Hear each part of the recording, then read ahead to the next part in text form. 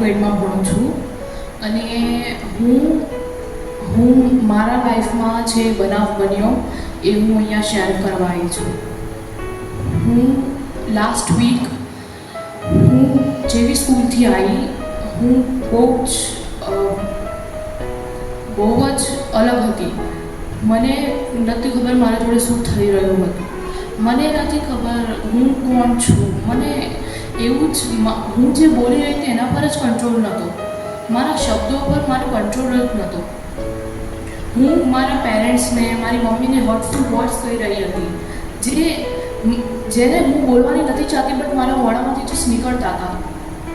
આ મારા પર બહુ જ મોટો શૈતાની આટક હતો, બહુ જ મોટો શૈતાની એટેક હતો. બટ મેં ઈશ્વરની જોડે માંગ્યું અને તમને મને પૂરું પાડ્યું. હું બહુ જ ગુસ્સામાં હતી. મારો પોતાના પર કંટ્રોલ જ નહોતો. હું બહુ ગુસ્સામાં હતી. મારું મન મારાથી કંટ્રોલ નહોતું થતું. બટ તરત જ મમ્મીએ જવાલ મામાને ફોન કર્યો. તેમણે મારા માટે પ્રાર્થના કરાવડાવી અને પછી મને સારું લાગ્યું. એવું લાગ્યું કે મારા પર જે બહુ મોટો ભાર હતો એ ઉતરી ગયો. મારા પરથી ભાર નીકળી ગયો અને એના પછી હું એકદમ શાંત થઈ ગઈ. જે બી ગુસ્સો કરતી હતી, જે મારું બિહેવિયર હતું આખું ચેન્જ થઈ ગયું. એન્ડ પછી મને રિયલાઇઝ થયું કે હું જે હતી પાસ્ટ ફ્યુ મિનિટ્સમાં એ હું હતી જ નહીં. મારા પર અલગ જ એક ટાઈપનો કંટ્રોલ આવી ગયો હતો જે મને નહોતું જોઈતું. બટ એવો મોટો શૈતાની અટેક હતો મારા પર કે મારા જીવનમાં આવું કદી નથી થયું મારી જોડે. ઈશ્વરે મારા પર બહુ કૃપા કરી. મને મારા પર કૃપા કરીને હું જેવી હતી એવી મને પાછી લાવ્યા. તેના માટે ઈશ્વરનો ખૂબ જ આભાર માનું છું. 22 તારીખની રાત યાદ છે મને. હું બહાર ગઈ હતી.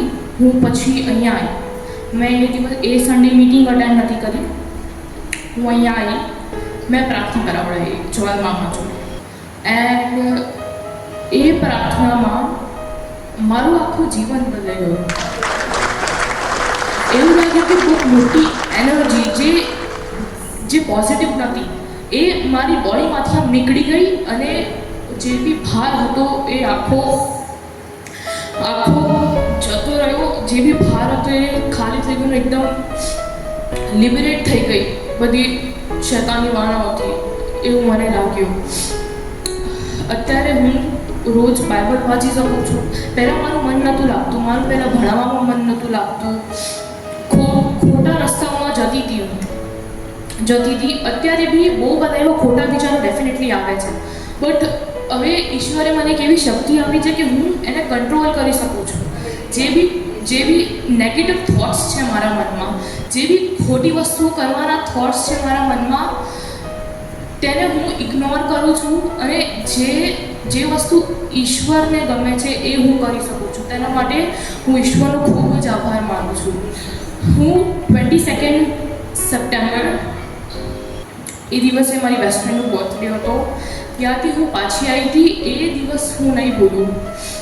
એ દિવસે જોયલ મામાએ પ્રાર્થના કરીને મારું જીવન આખું બદલ્યું છે. એ પ્રાર્થના પછી એવું ફીલ થયું કે આખું જે બહુ જ મોટો ભાર બહાર નીકળ્યો હોય. હું હજુ બી યાદ કરું છું અને ઈશ્વરનો આભાર માનું છું કે આવા બનાવ મારા જીવનમાં બન્યા છે અને ઈશ્વરે તો પણ તેમની કૃપા મારા પર બનાવી રાખી છે. તેના માટે ઈશ્વરનો ખૂબ જ આભાર માનું છું. હું જોયલ મામાનો બી બહુ જ આભાર માનું છું. એમણે મને બહુ જ બધા વેઝમાં હેલ્પ કરી છે. Thank you for that. Thank you તમે મને સાંભળી. તેના માટે તમારો આભાર માનું.